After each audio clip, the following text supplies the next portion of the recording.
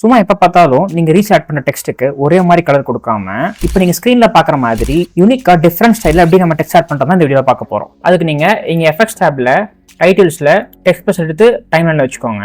இப்போ உங்களுக்கு தேவையான டெக்ஸ்ட் ஆட் பண்ணிக்கோங்க அண்ட் ஃபாண்ட் செலக்ட் பண்ணிக்கலாம். இப்போ ஃபாண்ட் செலக்ட் பண்ணுறதுக்கு நான் வந்து இன்டர் யூஸ் பண்ணுறேன்.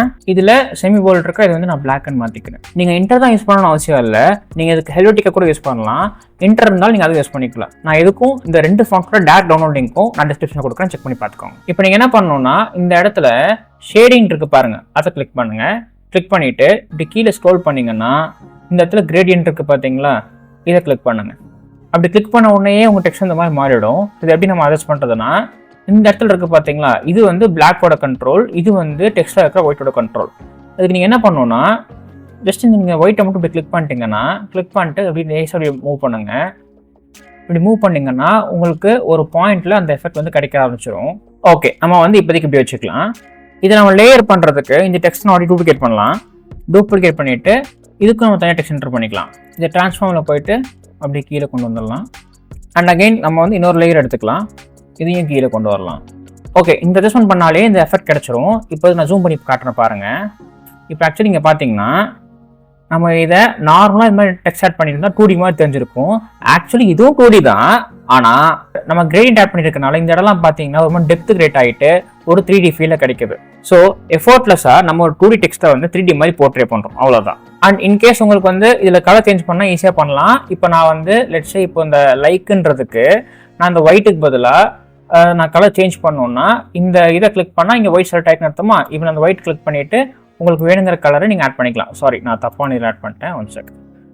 லைக் இங்கே இருக்குது, இதில் வந்து இங்கே ஷேடிங் போய்க்கிறேன். ஷேடிங் போயிட்டு இதை நான் டேப் பண்ணோன்னா அது செலக்ட் ஆகும்.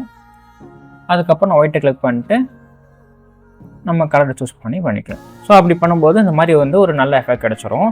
இன்கேஸ் உங்களுக்கு கீழே வந்து பிளாக் வேணாம், எனக்கு வந்து பிளாக்கு பதிலாக வேறு கலர் வேணும்னா இப்போ நீங்கள் இதையே நீங்கள் கிளிக் பண்ணிவிட்டு மேபி இந்த கலர் நம்ம சேஞ்ச் பண்ணிக்கலாம். இந்த பிளாக்கே உங்களுக்கு வேணும்னா இந்த கலரை மட்டும் இதை மட்டும் டிக் பண்ணிட்டு இதை நீங்கள் சேஞ்ச் பண்ணிட்டு உங்களுக்கு எந்த கலர் வேணுமோ நீங்கள் அதை ஆட் பண்ணிக்கலாம்.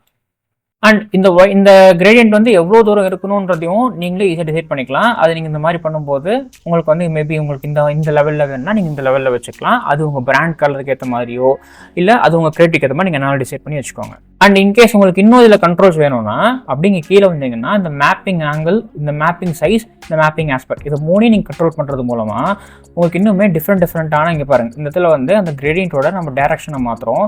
இது மேபி நம்ம இப்படியே வச்சுக்கலாம்.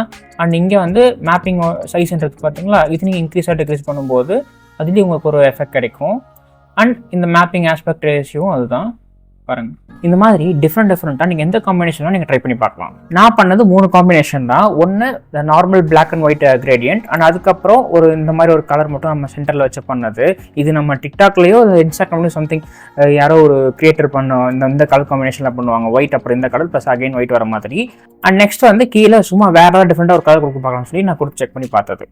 இப்போ நீங்கள் ஸ்க்ரீனில் பார்த்துட்டு இருக்கிறது வந்து ஹெல்வெட்டிக்கா ஃபாண்ட்டு, இது வந்து இன்டர் பிளாக் ஃபாண்ட். ஸோ நான் முன்னாடி சொன்ன மாதிரி ஹெல்வெட்டிக்காவும் நல்லாயிருக்கும், இன்டரும் நல்லாயிருக்கும். உங்களுக்கு என்ன ரொம்ப பிடிச்சிருக்கோ அதை நீங்கள் யூஸ் பண்ணிக்கோங்க. இது அனிமேட் பண்ணுறது ரொம்ப ஈஸி தான். நீங்கள் டெக்ஸ்ட்டை சும்மா தள்ளி வச்சு ஜஸ்ட் ஸ்க்ரீனில் வர மாதிரி பண்ணலாம். அப்படி இல்லாட்டி ரைஸ் அனிமேஷன் பண்ணலாம். ரைஸ் அனிமேஷன் 2 மெத்தட் இருக்குது. ஒன்று மாஸ்கிங் யூஸ் பண்ணி பண்ணுறது, இன்னொன்று ஒப்பாசிட்டி யூஸ் பண்ணி பண்ணுறது.